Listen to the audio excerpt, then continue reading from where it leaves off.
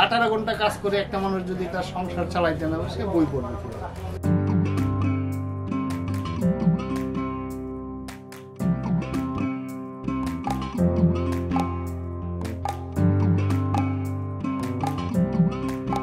আমরা জানি এই এলাকায় আপনাকে যখন আমরা খোঁজ করি তো আপনাকে সালাউদ্দিন নামে চেনার থেকে অনেকেই বলে যে বই চাচা। হ্যাঁ, এই বই চাচাটা কি? এটা বই চাচা মানে সবাই আপনার নামে না চিনে আপনাকে সবাই বই চাচা হিসেবে চিনে, এটা কিভাবে হলো?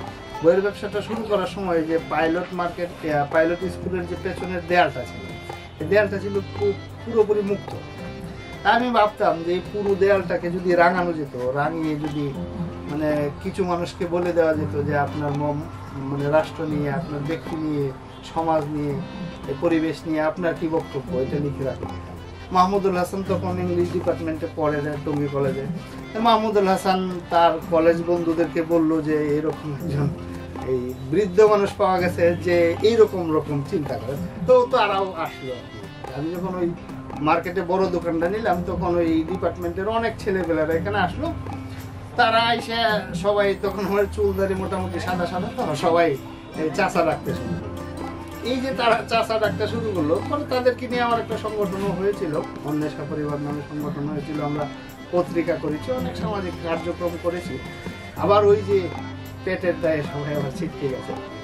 তো ওই যে ওখান থেকে চাচা ডাকটা শুরু হয়, চুলদারি একটু সাদা থাকার কারণে চাচা ডাকটা শুরু হয়। তো 20 বছরের অভিজ্ঞতায় যদি একটু সংক্ষেপে বলতেন তখনকার পরিবেশ, বই নিয়ে মানুষের বর্তমান পরিবেশ, বর্তমান সময়ের পাঠক সংখ্যা বেশি নাকি তখনকার পাঠক বেশি ছিল?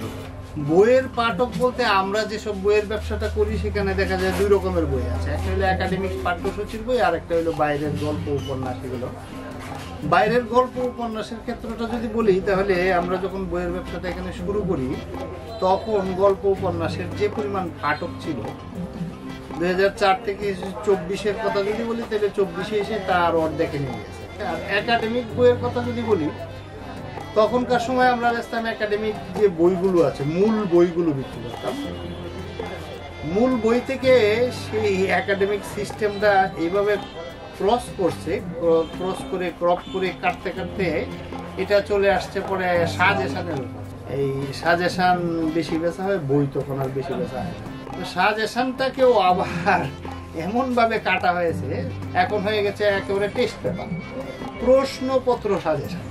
মানে এখনকার ছেলেমেয়েরা একাডেমিক যে মূল বইগুলো এগুলো থেকে অনেক দূরে সরে গেছে। কেন বই পড়ে না এটা আমি নিজেকে যখন বিচার বিশ্লেষণ করি তখন বুঝি যে বই পড়ার সময়টা কই। 18 ঘন্টা কাজ করে একটা মানুষ যদি তার সংসার চালাইতে না সে বই পড়বে। আমরা এখানে দেখছি যে একটা বই যেটা চিত্র বিচিত্র, একটি ভিন্ন মাত্রার গল্পের কিতাব, মোহাম্মদ সালাউদ্দিন। আপনি আপনি মানে বইয়ের সাথে থাকতে থাকতে আপনি একটা বই লিখেও ফেলেছেন। তো এই যে লেখক হয়ে ওঠা, বইয়ের সাথে থাকতে থাকতে সেটার গল্প যদি বলতেন।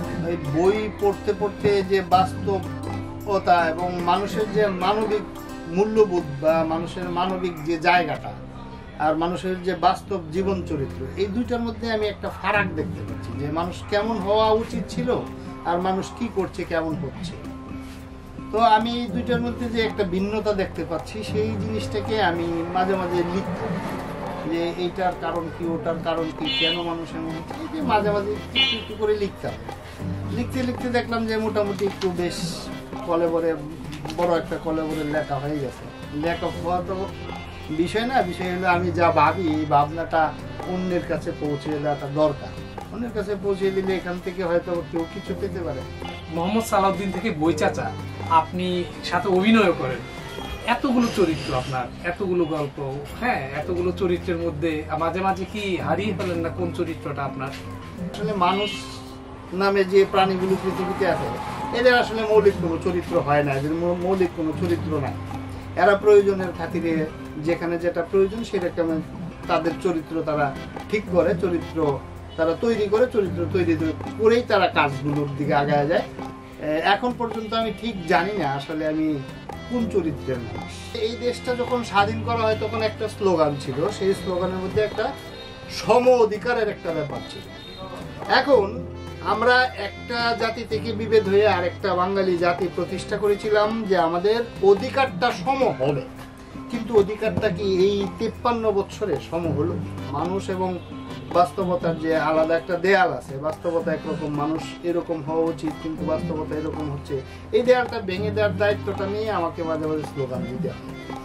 এখন এটাও হয়তো প্রশ্ন হতে পারে, আপনি কি প্রকৃত একজন মানুষ হয়ে উঠেছেন?